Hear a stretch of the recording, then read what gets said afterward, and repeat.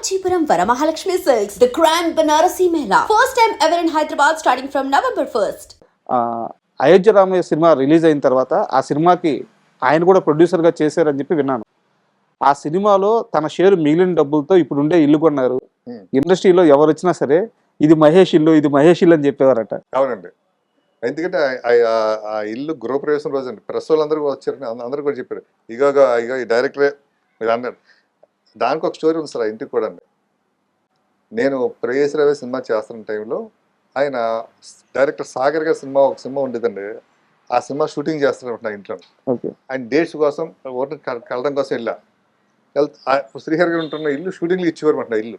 ఎవరిదో ఇల్లు అంటే భలే బాబా ఇల్లు ఎప్పుడన్నా మన ఇల్లు కొనగలదంటే ఇటువంటి ఇల్లు కట్టగలగంటాం అని అన్నాడు నాతోటి. ఎప్పుడు స్టార్టింగ్ లో నేను ప్రేయస్ రవి డేట్లు అడగడానికి వెళ్ళినప్పుడు ఆయన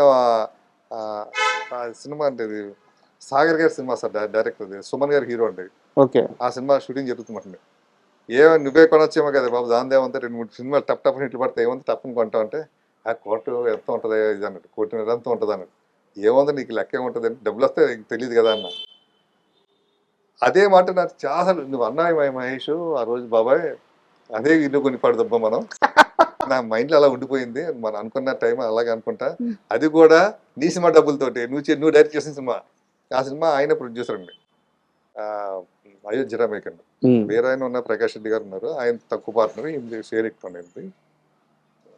సూపర్ కదా. అయ్యో సార్ నాకు అయ్యి అనిపిస్తుంటే ఒకసారి తదాస్తు దేవతలు ఉన్నారేమో అనిపిస్తుంటుంది. మేము అనుకున్నాం కరెక్ట్ గా దీవించేది. అంటే ఒక రోడ్డు మీద నిలబడి ఒక ఇల్లు చూసి ఇలాంటి ఇల్లు కొనగలను అనుకున్న ఇల్లే కొనేసారు. ఆ ఇంట్లో షూటింగ్ అండి, ఆ ఇంట్లో ఉన్నాం హాల్లో అండి. ఆ ఇంట్లో హాల్లో షూటింగ్ చేస్తే ఆయన కూర్చున్నప్పుడు మాటలు డిస్కషన్ ఉంటుంది.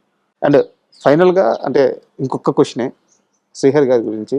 ఈ మధ్యకాలంలో వాళ్ళ వైఫ్ డిస్కశాంతి గారు ఇంటర్వ్యూకి వచ్చారు.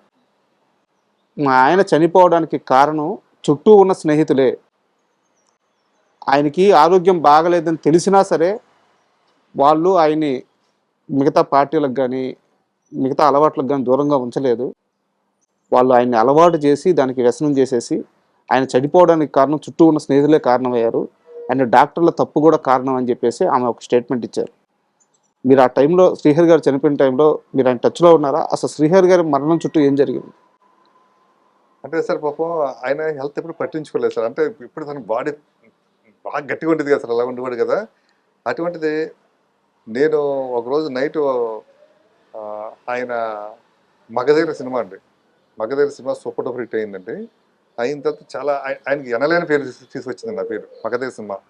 ఆయనకి అంటే క్యారెక్టర్ ఆర్టిస్ట్గా కూడా ఆయన రేంజ్ ఎక్కడికో తీసుకెళ్ళిపోయింది, ₹1,00,00,000 పైగా తీసుకెళ్ళిపోయిందండి. ఆ టైంలో నేను కలిసి డిస్కస్ చేస్తున్న వేరే సినిమా అంటే వేరే ఒక gang mafia gang backdrop cinema చేద్దాం అని ఒక ఇంగ్లీష్ పిక్చర్ ఒకటి ఉందండి. దాన్ని ఇన్స్పిరేషన్గా అనుకుని డిస్కస్ చేస్తుంటుండేవాళ్ళం. చేస్తుంటే నైట్ నేను 12-1 గంట అనుకుంటేవాడిని. ఆ రోజు ఆయన బాగా డ్రింక్ చేస్తున్నారు. దాంట్లో తీసుకున్న డైలీ అలవాటు అండి, తీసుకుని సడన్గా వామిటింగ్ అయ్యిందండి శ్రీహరి గారికి. ఆ వామిటింగ్ వేరే కలర్లో వచ్చింది. తర్వాత ఇంకా ఆయన నైట్ పడుకున్నాడు. ఇంకా నేను వెళ్ళిపోయిన డిస్కషన్ వెళ్ళిపోయిన తర్వాత నెక్స్ట్ చూపిస్తే ఆయన కొంచెం లివర్ బ్లడ్ అది వామిటింగ్ అది ఒక టైపు పసర్లా పడింది అంటది. నెక్స్ట్ ఆయన టెస్టులు చేయించుకుంటే కొంచెం లివర్ డ్యామేజ్ అయిందని అన్నారు. ఆ విషయం నాకు తప్ప ఇంకెవరికి చెప్పలేదండి. బాబాయ్ ఇలా అన్నారు, పెద్ద దీనికి టెన్షన్ పడవలసిన పని లేదు అని చెప్పి ఆయన కేరళలో ట్రీట్మెంట్ చేయించుకున్నారు. కేరళ ట్రీట్మెంట్ చేయించుకున్నారండి. మీకు ఒక సినిమా డాన్స్ సీన్ అని ఒక సినిమా ఉంటుందండి, మీకు దాంట్లో ఆ వేరియేషన్ కనబడద్దండి.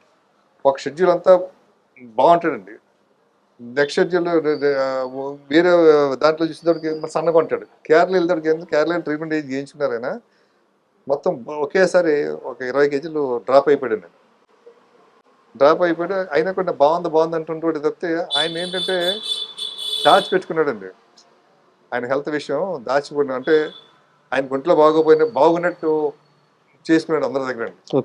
రెండోది ఆవిడ శాంతి గారు చెప్పారు కదా, ఆయన ఎవరు పిలిచినా కూడా వెళ్తుంటాడు అంట. అది పార్టీ అవ్వచ్చు, లేకపోతే పెళ్ళి అవ్వచ్చు, చావు అవ్వచ్చు, ఏదైనా సరే అతను ఎవరు ఇప్పుడు మీరున్నారనుకోండి, మీరు పరిచయం లేకపోయినా అన్న నేను ఇలాగ పలానా షాప్ ఓపెనింగ్ చేసి పెట్టుకున్నాను అన్న, మీరు వస్తే బాగుంటుంది ఇది అని ఇచ్చాడు. వచ్చేవాడు ఆ రోజు గ్యాప్ ఉందనుకోండి, వస్తాను తమ్ముడు అని కూడా అడిగేవాడు మేనేజర్ని, ఏమైనా షూటింగ్ ఉందంటే లేదంటే వచ్చేవాడండి. అలాగైనా ఎవరిని కాదనేవాడు కాదండి. వచ్చినప్పుడు సరదా కూర్చొని వీళ్ళు తిరుగుతుంటుంటారు కదండి. ఈయనకున్నది బయట వాళ్ళు తెలిసేది కాదండి. అవును. తెలియక ఇంకా అలా చేస్తుంటారు. అది శాంతి గారు చెప్పేవారు కాదు, శ్రీహరి గారు చెప్పేవారు కాదు. ఇంకా అలాగే ముదిరిపోయిందంటే కానీ ఏదన్నా సరే భగవంతుడు రాతంటుంది. మనం మీరు వెళ్ళారా చనిపోయినప్పుడు?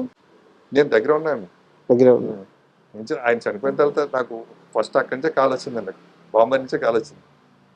ఇలా శ్రీహరి గారు ఇలాగ ఇలా అనేసి మేకప్ మ్యాన్ ఉన్నాడు, నేను ఆయన ఫోన్ చేశాడు మధ్యాహ్నం 12 గంటలకు ఆ టైంకి, అలా 1 గంటకి ఆ టైంకి ఫోన్ చేశారు. నమ్మలేకపోయాను, షాక్ అయిపోయాను.